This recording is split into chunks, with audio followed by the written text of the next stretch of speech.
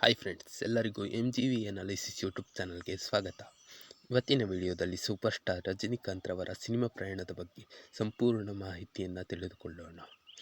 ರಜನಿಕಾಂತ್ ರವರ ಮೊದಲ ಹೆಸರು ಶಿವಾಜಿರಾವ್ ಗಾಯಕ್ವಾಡ್ ಎಂದಾಗಿತ್ತು. ಅವರು 1950 ಡಿಸೆಂಬರ್ 12ರಂದು ಬೆಂಗಳೂರಿನಲ್ಲಿ ಜನಿಸಿದರು.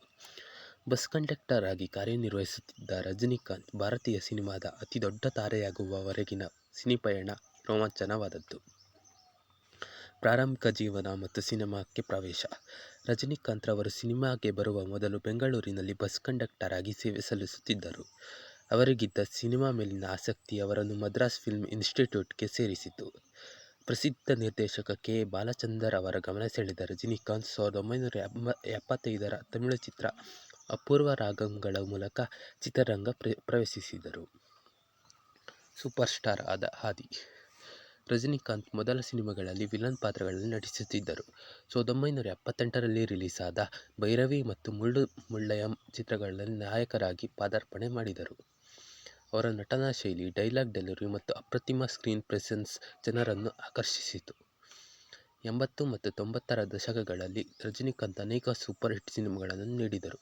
ಅವುಗಳೆಂದರೆ ದಳಪತಿ, ಭಾಷಾ, ಪದಯಪ್ಪ. ಬಾಲಿವುಡ್ ಮತ್ತು ಜಾಗತಿಕವಾಗಿ ಪ್ರಸಿದ್ಧಿ.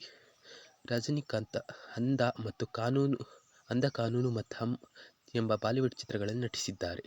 ಅವರಿಗೆ ಜಪಾನ್, ಮಲೇಷಿಯಾ, ಅಮೆರಿಕದಲ್ಲಿಯೂ ಸಹ ಅಪಾರ ಫ್ಯಾನ್ ಫಾಲೋಯಿಂಗ್ ಇದೆ. 2000ನೇ ಇಸ್ವಿಯ ನಂತರ ಯಶಸ್ಸಿನ ಮುಂದುವರಿಕೆ. 2000ನೇ ಇಸ್ವಿಯ ನಂತರ ತೆರೆಕಂಡ ರಜನಿಕಾಂತ್ರ ಹಿಟ್ ಸಿನಿಮಾಗಳೆಂದರೆ ಚಂದ್ರಮುಖಿ, ಶಿವಾಜಿ, ಎಂತಿರನ್, ಕಬಾಲಿ ಮತ್ತು ಕಾಲ.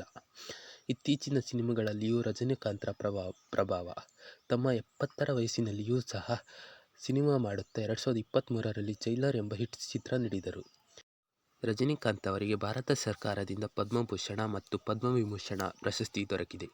ಇವಿಷ್ಟು ರಜನಿಕಾಂತ್ ರವರ ಬಗ್ಗೆ ಮಾಹಿತಿಯಾಗಿತ್ತು. ವಿಡಿಯೋ ಇಷ್ಟ ಆದಲ್ಲಿ ಲೈಕ್, ಶೇರ್, ಸಬ್ಸ್ಕ್ರೈಬ್ ಮಾಡಿ. ಧನ್ಯವಾದಗಳು.